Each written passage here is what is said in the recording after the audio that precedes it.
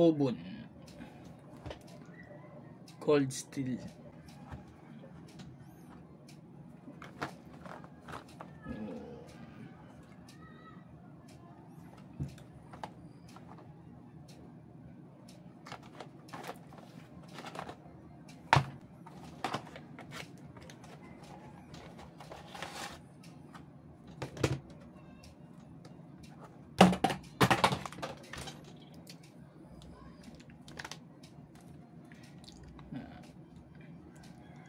Green,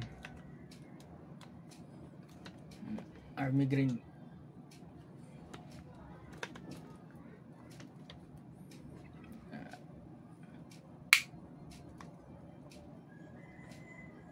Polymer plastic handle, polymer.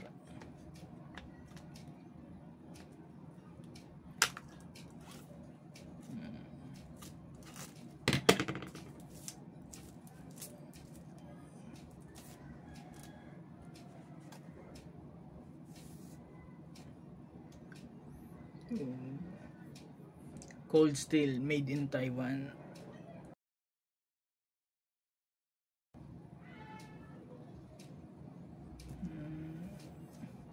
Kobun.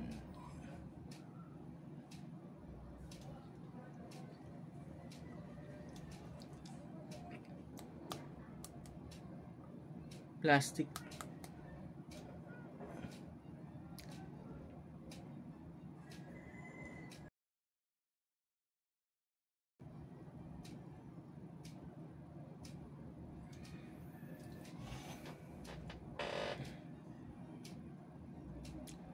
Ten inches total length niya.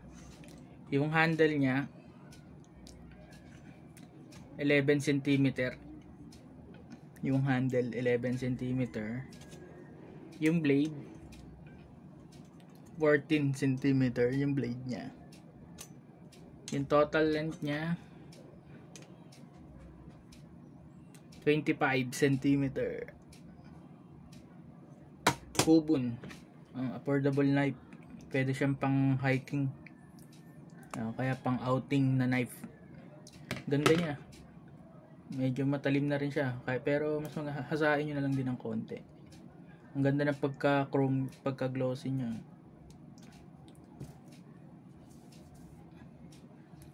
Yeah, stainless cold steel knife.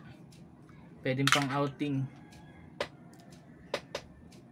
Bali yung lagayan niya, naglalak siya. May lagayan siya sa belt. Ayan, para sa strap. Hard plastic. Tignan natin kung naglalak siya. Oh, naglalak. Ang ganda ng lock niya. For safety, maganda yung pagkalak niya. Makapit talaga siya. Hindi siya malalaglag kahit tumakbo ka. Pag nakakabit siya dito sa scabbard niya sa lagayan niya. Oh, kapit niya. Tapos may isa siyang butas dito siguro. Pwede mo lagyan ng tali yan. Ganda.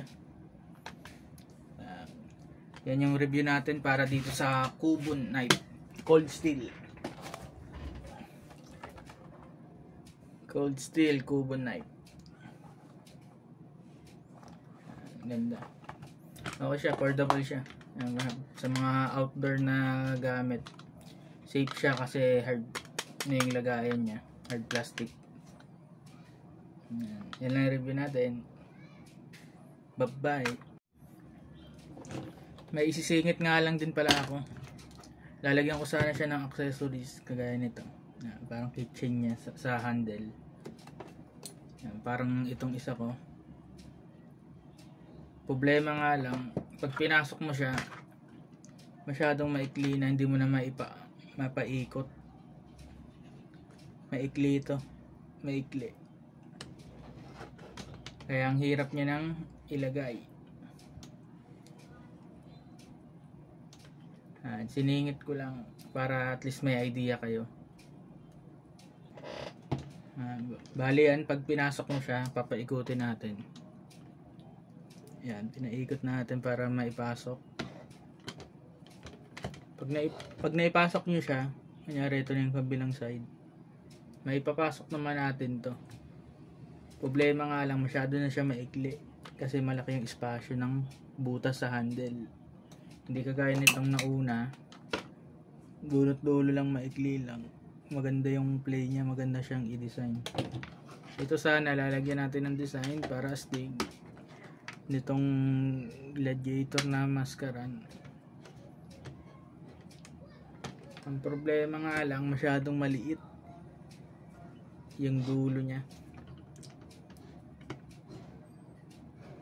Maliit. Naipasok ko siya pero dito siya sa likod ko nilagay. Hindi siya mailagay di sa taas kasi maikli. Tatama na tong helmet ng gladiator. Pero sa tingin nyo, okay na ba yung ganyan? Yan. Para madaling kunin, pag nakalagay sa belt nyo, para hindi sumama yung lagayan kapag hahatakin nyo, itong thumb nyo, push nyo lang. Ayan, tanggal na. Okay din naman siya. Ayan, hunting design. Naglagay tayo ng accessories. Pero ang hirap lagay. Ayan. Ayan siya. Ayan. Ayos, maganda. Saka mas safe yung mga hard case pag sa mga biyahe-biyahe. Hindi siya nalalaglag. Yan ang itsura niya.